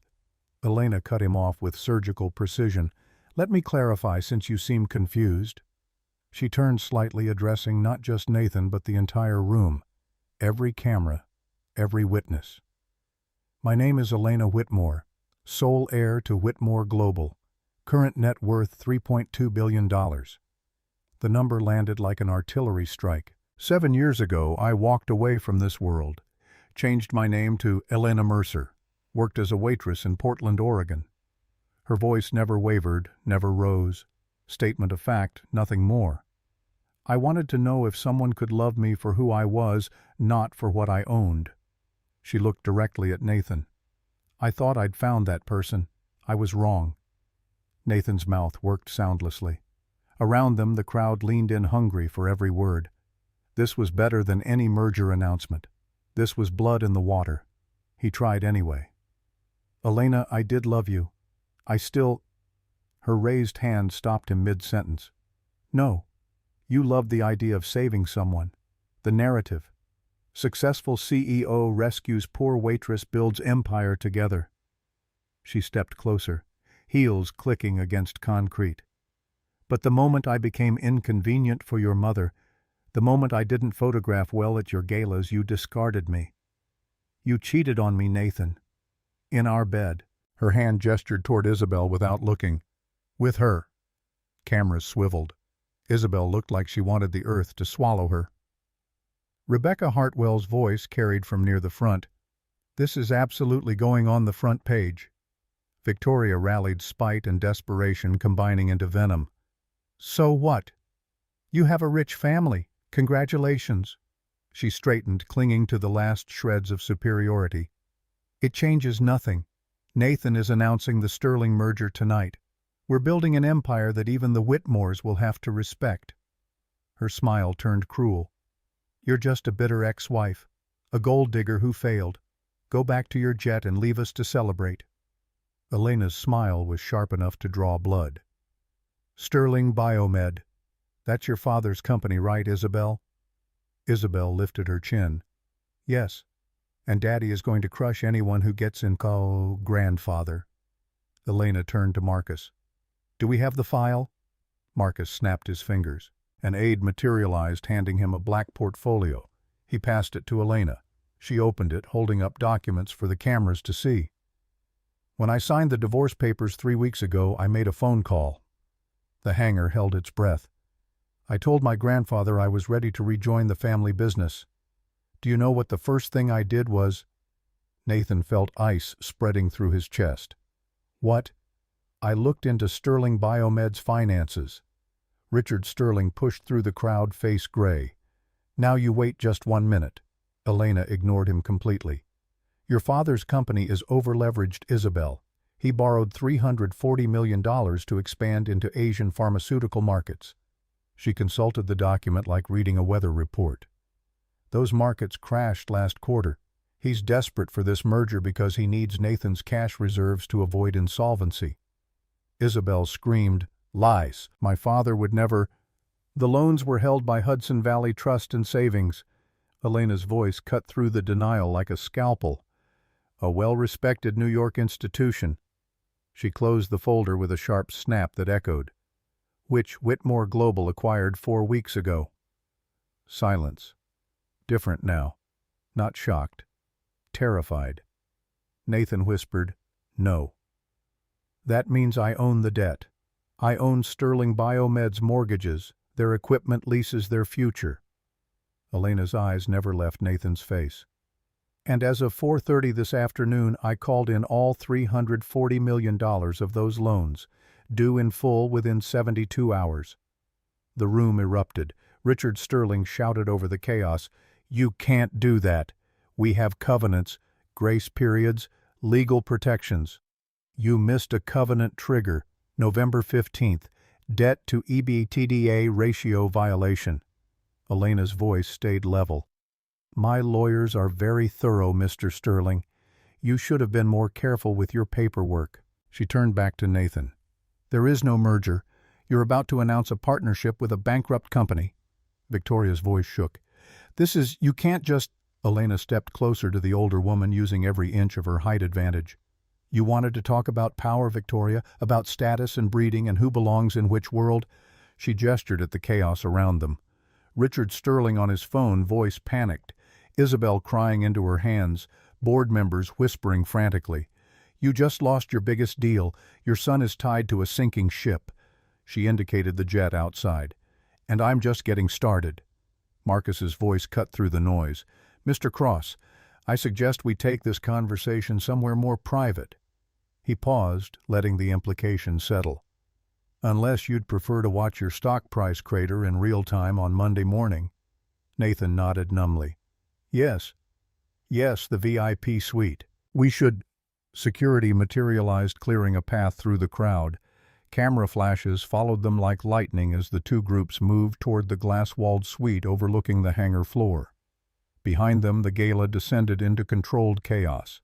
Journalists on phones, investors calculating positions, the Forbes editor dictating notes into a recorder. Rebecca Hartwell's voice carried, "Kill tomorrow's cover. New headline, the waitress who bought her husband's company." The VIP suite was all glass and steel, modern minimalism designed to make people feel exposed. Floor-to-ceiling windows overlooked the chaos below. 500 guests pressed against the walls, phones out capturing every moment of the most spectacular corporate meltdown anyone had witnessed in a decade. Up here, the soundproofing muted the noise to a dull roar like hearing the ocean from underwater. Two sides of a conference table. Battle lines drawn in expensive furniture and colder intentions. On one side, Nathan slumped in his chair, tuxedo rumpled face the color of old concrete. Victoria pacing behind him, hands shaking despite her attempts at control. Isabel in the corner, mascara tracking down her cheeks, phone pressed to her ear as she whispered frantically to her father. Patricia Vance, the family lawyer, taking notes with the grim efficiency of someone documenting a plane crash. On the other, Elena seated with perfect posture, legs crossed the midnight blue gown, pooling around the chair like spilled ink.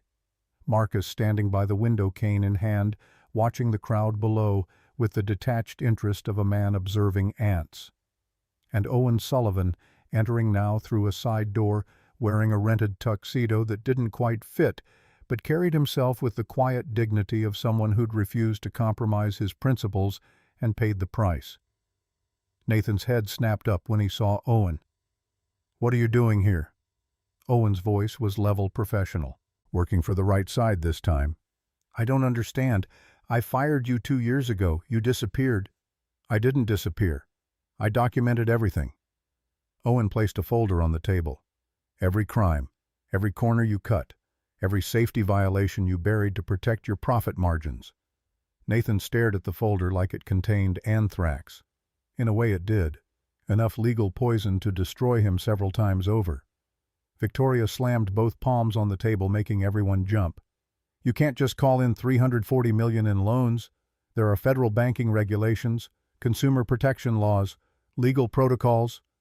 Elena's voice stayed arctic. There were protocols, until Richard Sterling violated a material covenant on November 15th. She leaned forward slightly, the diamonds at her throat catching light.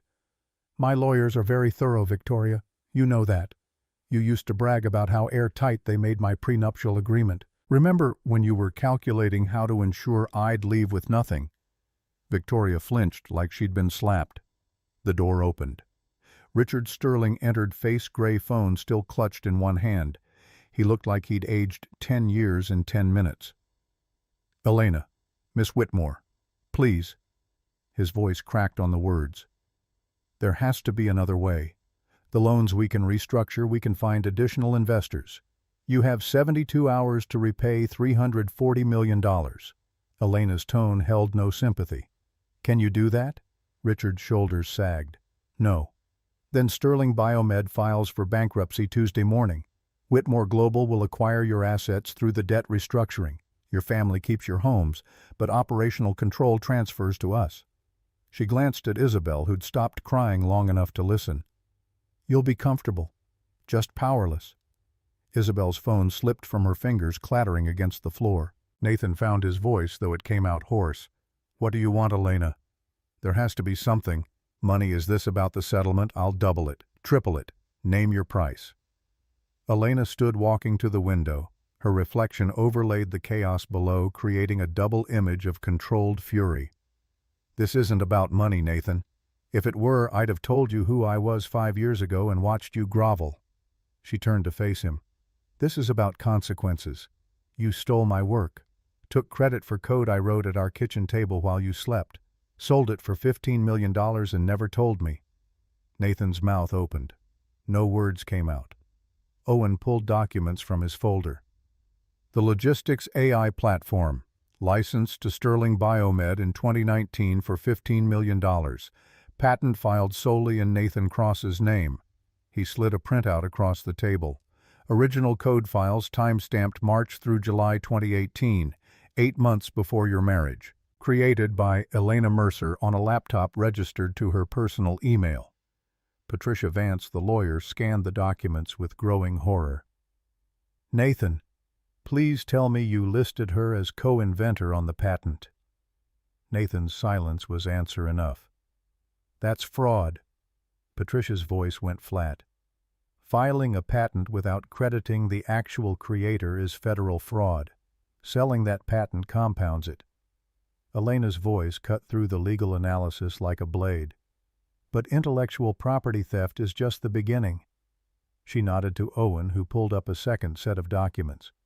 The Cross Foundation for Pediatric Research, a charity I founded in 2018 to fund medical research for children's diseases.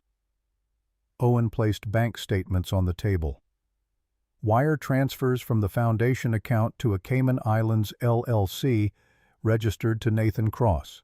Total amount over 3 years, $2.3 million. Victoria's hand flew to her throat. That can't be right. Charity embezzlement. Nathan wouldn't. He did. Owen's voice was implacable. I was on the foundation board. I noticed the discrepancies in 2021. When I asked Nathan about them, he called them accounting errors, then fired me before I could conduct a full audit. Nathan's face had gone from gray to greenish. Those were legitimate business expenses. Administrative costs. You stole from sick children to buy a yacht. Elena's words fell like hammer blows. The administrative costs for a foundation that size should run $40,000 a year. You took $2.3 million. She walked back to the table, leaning down until she was eye level with Nathan. Where did the money go? Nathan couldn't meet her gaze. I needed capital. The company was struggling. I was going to pay it back. You never pay anything back. Elena straightened. You just take and convince yourself you deserve it. Owen produced a third set of documents. FDA bribery. A. $400,000 in payments to Inspector Michael Corman between 2021 and 2022. Patricia's pen stopped moving.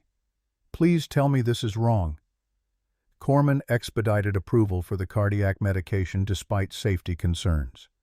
Owen's voice shook slightly, the only sign of emotion breaking through his professional facade. I brought Nathan clinical trial data showing 8% arrhythmia rates. He told me I was catastrophizing. He pulled out patient files. The data submitted to FDA showed 0.8%, a decimal point that 17 people paid for with their lives. The room went silent. Even Victoria stopped pacing.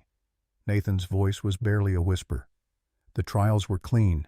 The consultant said, "The consultants you paid to say whatever you wanted."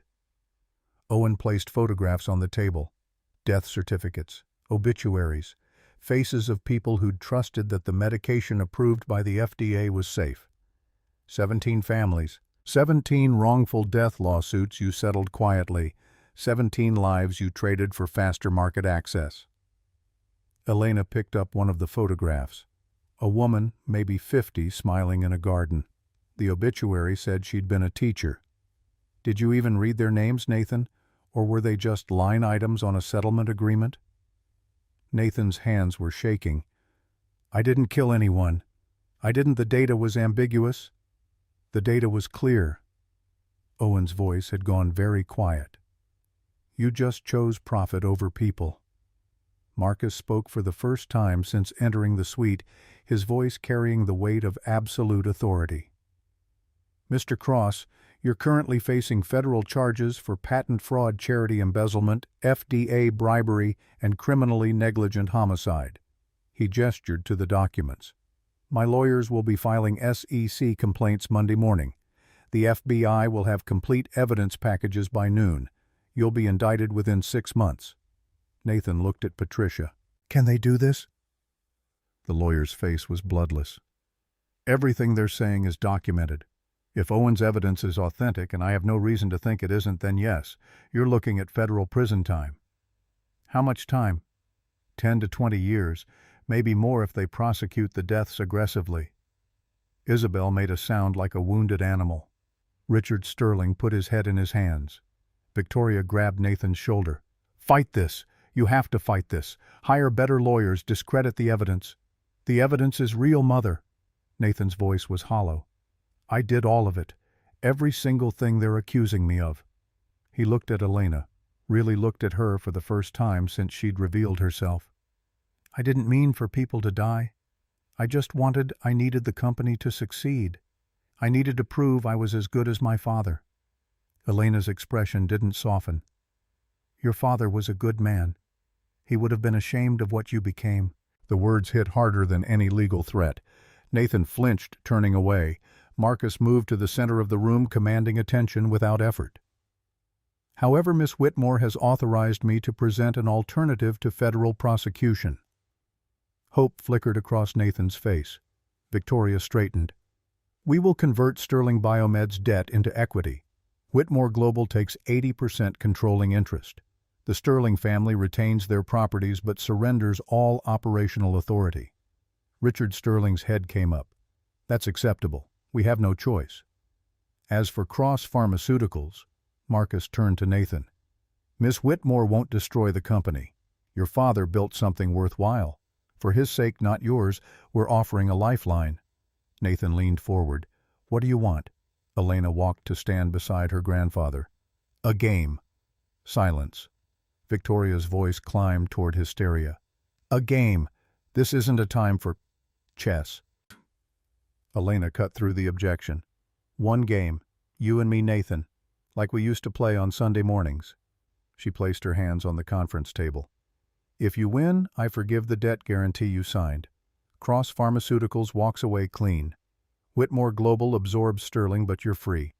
I leave New York tonight and never contact you again. Nathan's breathing quickened. And if you win, Elena's smile was colder than the November wind outside. If I win, you resign as CEO of Cross Pharmaceuticals. Immediately. You transfer operational control to a board member of my choosing. She glanced at Owen. and Victoria moves out of the Cross estate within 72 hours, into Seabreeze Senior Living in Boca Raton, Florida. A very nice retirement community, oceanfront, book clubs, far from Connecticut. Victoria's scream echoed off the glass walls. "I will not live in a home. That estate is mine. My husband built it." "Your husband left it to Nathan." Elena's voice never rose. "And if Nathan loses our game, the estate transfers to the debt restructuring trust as collateral." She turned to face Nathan directly. "It's a very comfortable community, Victoria. You'll adjust." Marcus produced the portable chess set, placing it on the conference table. 18th century ivory and ebony pieces worth more than most cars transformed into instruments of corporate warfare. "Well, Mr. Cross," Marcus's voice carried quiet challenge. "Do you accept the wager, or shall we let the lawyers and federal prosecutors handle this Monday morning?" Nathan looked at the chessboard, looked at his mother desperate and clutching at his arm, looked at Isabel useless and still crying, looked at Patricia, who was shaking her head in warning, looked at Elena. He remembered Sunday morning's lazy games over coffee, remembered winning, always winning. She'd been good, sure, but he'd been Yale chess club captain. He'd beaten her 90% of the time, maybe more. Didn't realize she'd let him win every single game. Made herself small in chess the way she'd made herself small in everything else. Nathan pulled out a chair. "I accept." Elena sat across from him. Didn't look at the pieces. Looked into his eyes with the intensity of someone seeing straight through to the hollowness inside. "White moves first, Nathan." She gestured to the board. "Make your move." Outside the glass walls the crowd had grown. What had been 500 guests was now pushing 600 as word spread and people rushed from other events to witness the spectacle. Security struggled to maintain a perimeter. Phones were everywhere, streaming live to Instagram and Twitter and TikTok, broadcasting the chess game to an audience that was growing exponentially by the minute. The atmosphere inside the suite had transformed. No longer a negotiation, this was gladiatorial. 64 squares of black and white, and only one person was walking away intact. Nathan adjusted his bow tie. It felt like a noose. He reviewed opening theory in his head patterns he'd learned 15 years ago at Yale, moves he'd practiced until they were muscle memory. He was confident. Had to be confident. He'd beaten Elena 100 times. She was just Elena, the waitress who'd gotten lucky, the woman he'd saved from poverty, except she'd never been that woman, never needed saving. Had played a role so convincing he'd never questioned the script. Elena sat perfectly still, hands folded in her lap, the midnight blue velvet catching light from the chandeliers below. The diamonds at her throat threw fractured rainbows across the walls. Her expression was unreadable, carved from marble, giving nothing away. Marcus stood by the window sipping espresso that had materialized from nowhere. Owen positioned himself near the door, arms crossed, watching with the calm focus of someone who knew exactly how this would end. Victoria gripped the back of Nathan's chair knuckles, white, breathing ragged. Isabel huddled in the corner, phone out, but forgotten. Patricia Vance took notes, mechanically documenting the most expensive chess game in corporate history. Below them, Rebecca Hartwell from Forbes was already typing, "The divorce settlement no one saw coming. A $3 billion chess match." Nathan moved his king's pawn to E4. Standard, aggressive, controlling the center, the move of a man used to dictating terms. Elena responded instantly. Pawn to C5, Sicilian defense. Nathan frowned. She'd always played the French defense before, passive, waiting for him to make mistakes. This was different, confrontational. Aggressive opening. "You changed your style." Elena's voice was soft, almost gentle. "I changed a lot of things, Nathan. I stopped pretending to be weak." The game progressed rapidly. Nathan developed his knights, advanced his pawns, castled his king to safety. By move 10, he felt the familiar rush of confidence. His position looked strong. Controlled center pieces, coordinated, king protected. Elena's setup seemed scattered. Her queen moved out early, a rookie mistake, leaving it vulnerable. Pawns advanced seemingly at random. structure chaotic. Nathan moved his bishop, pinning her knight. You're exposed. Check your queen side. You always forget to watch the diagonals. Do I? Elena pushed a pawn on the opposite side of the board.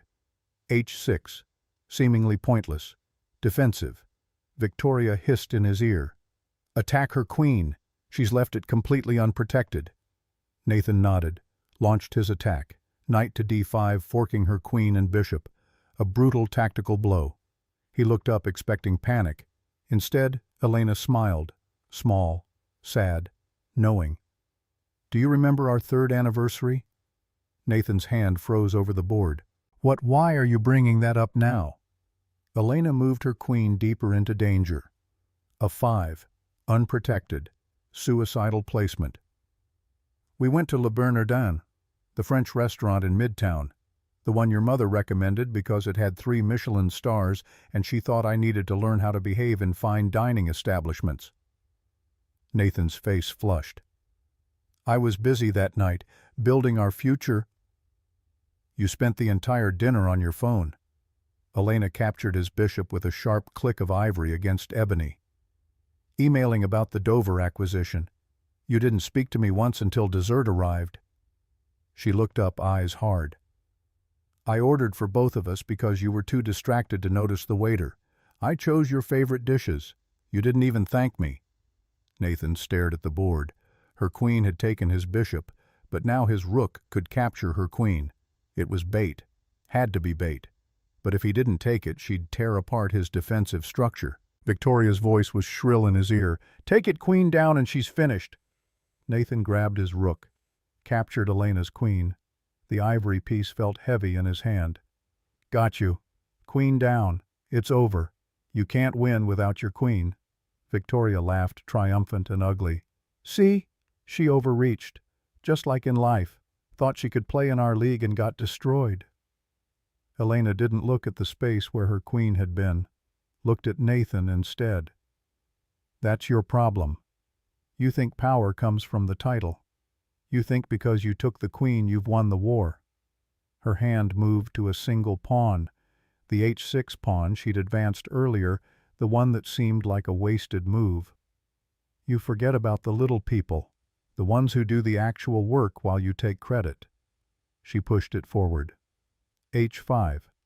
Nathan frowned. A pawn. You're wasting moves on a single pawn. Am I? Turn by turn the board transformed.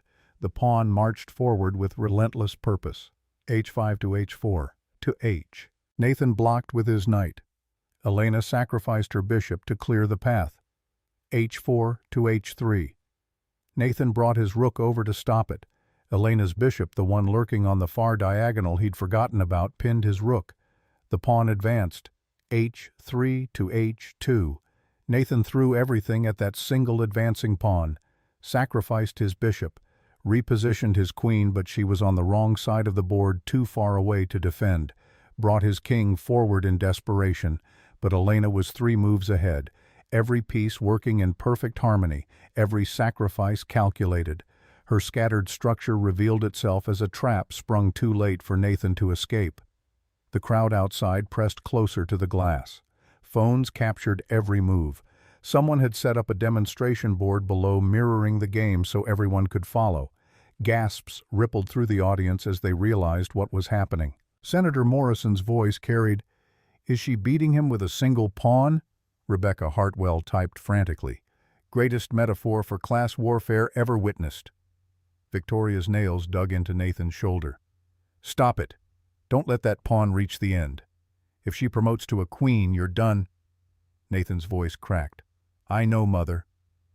He stared at the board, mind-racing patterns, dissolving into chaos.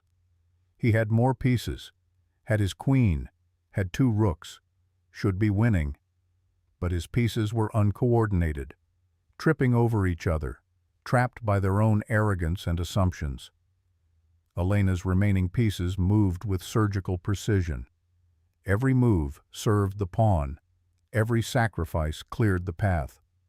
The relentless march of something small and underestimated transforming into something unstoppable.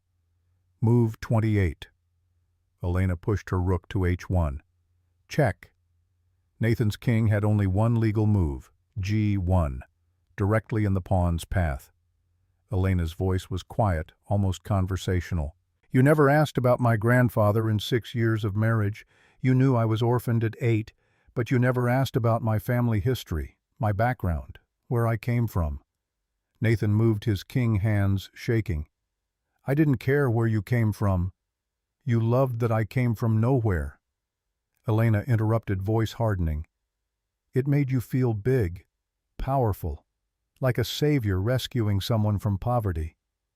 She reached for the pawn, held it. But you can't save someone who doesn't need saving. The pawn moved to h1, the final rank. Transformation square. Promotion, Elena's voice carried across the silent suite. I'll take a queen. Marcus handed her the captured piece. Elena placed the new queen on h1, looked at Nathan. Checkmate. The word hung in the air like a guillotine blade suspended between release and impact. Nathan stared at the board. His mind scrambled for escape routes. King on g1. New queen on h1 controlling the entire back rank. Elena's bishop on d4 cutting off any retreat to e1. Her rook on c1 dominating the c-file. If he moved the king to f2 queen to h2 checkmate. If he moved to h2 bishop to f2 checkmate.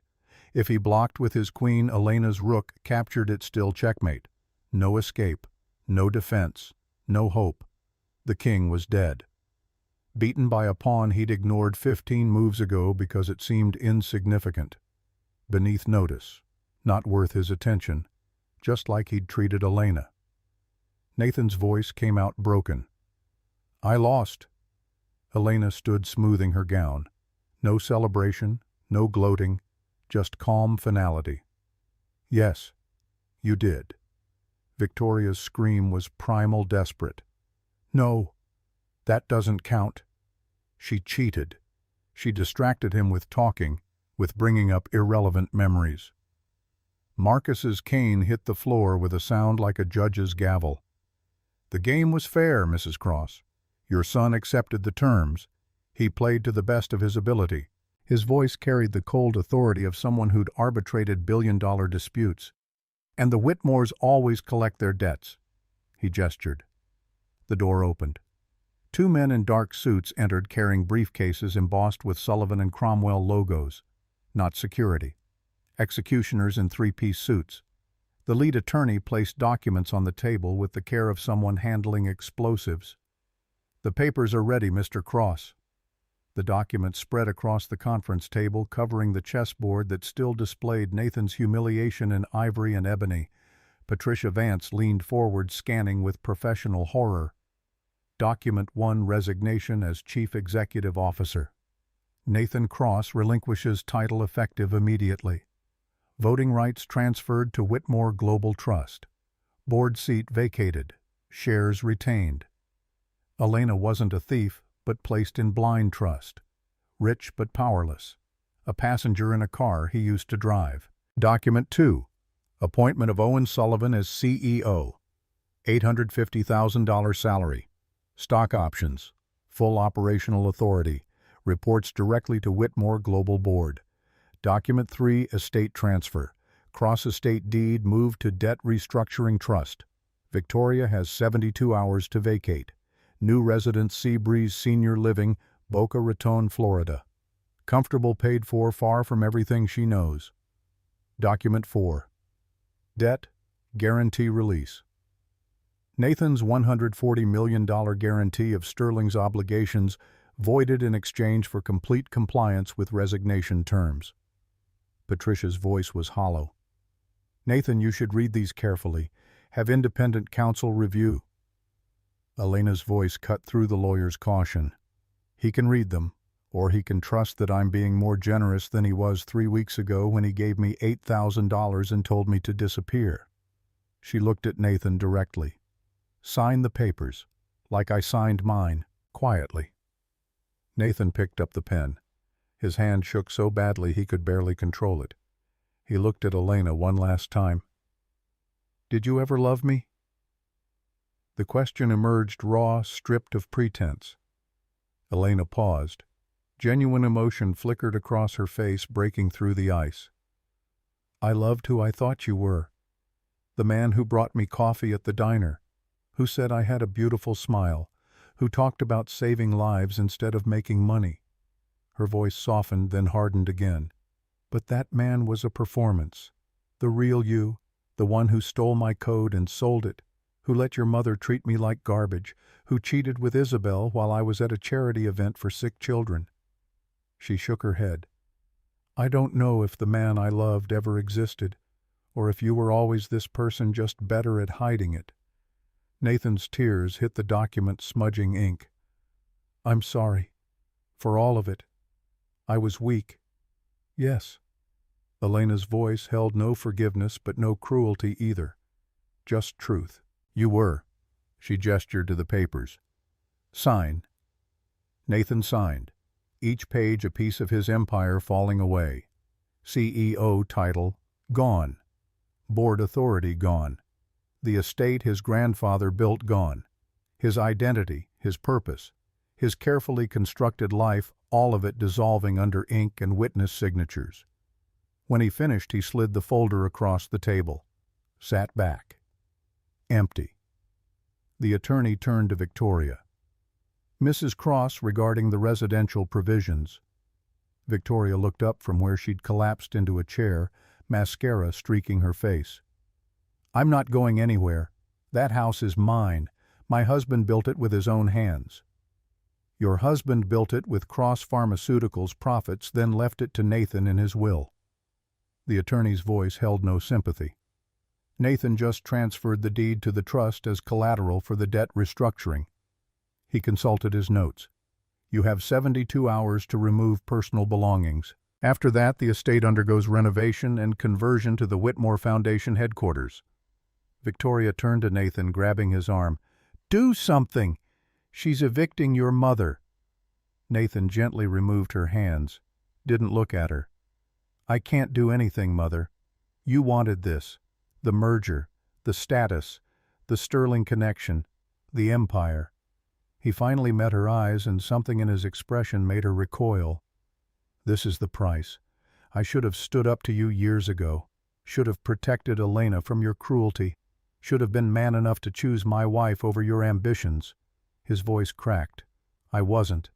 And now I've lost everything, including myself.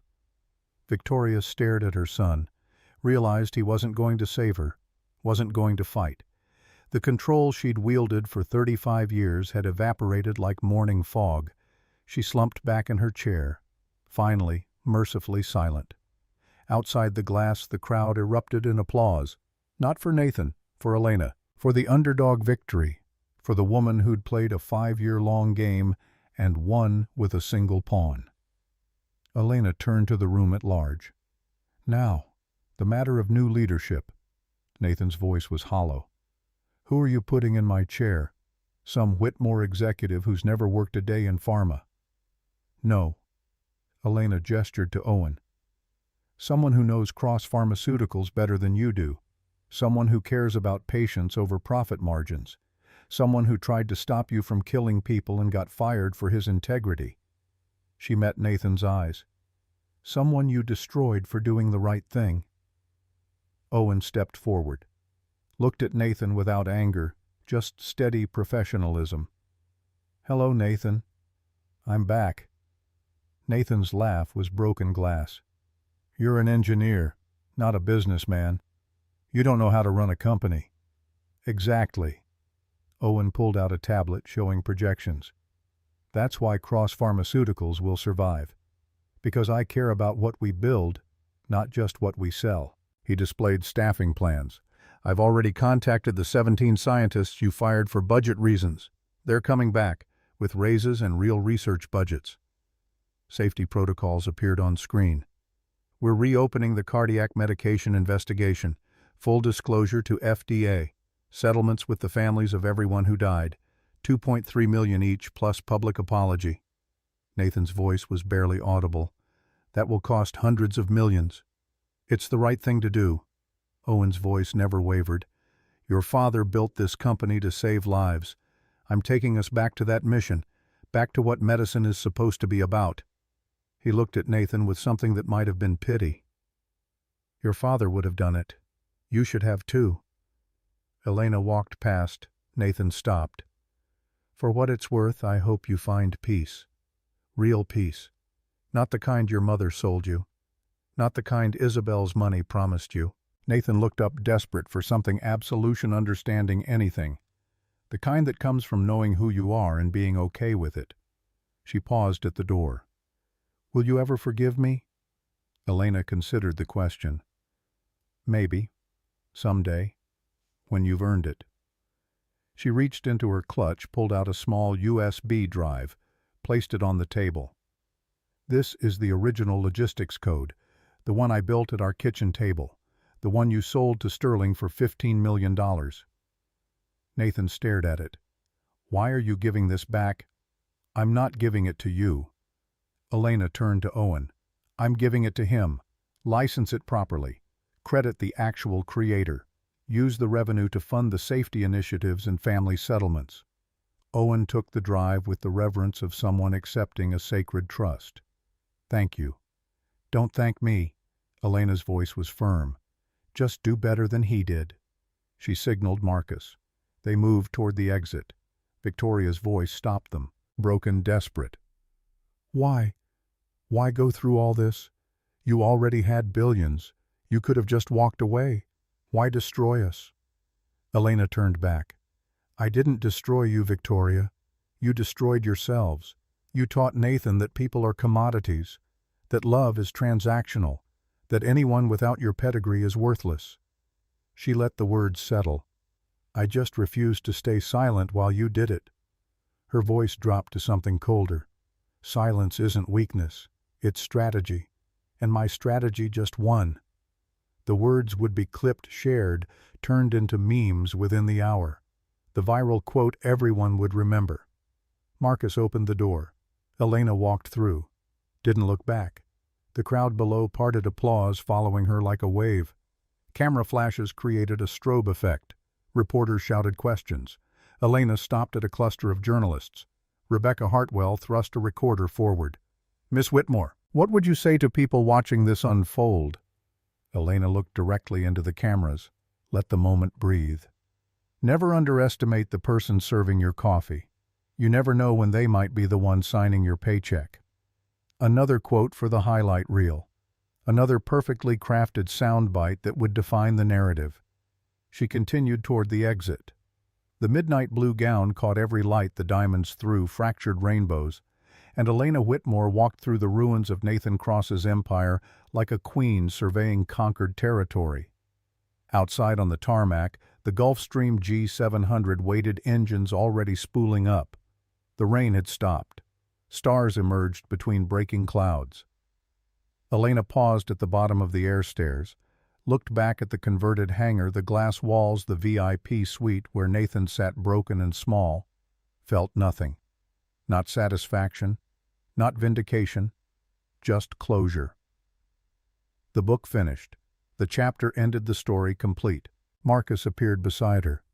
"Are you all right?" "I am." Elena breathed in the cold November air. "I feel lighter than I have in years." "You played magnificently." Marcus offered his arm.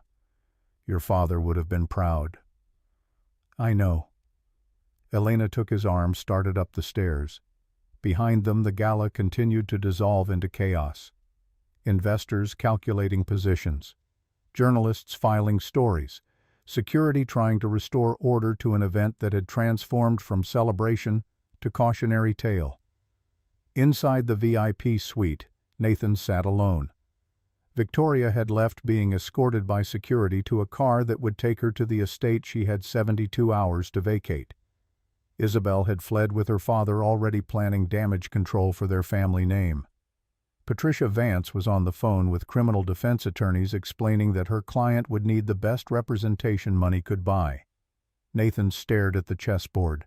The ivory pieces still displayed his defeat in perfect detail. A pawn on H1 promoted to queen. His king trapped on G1.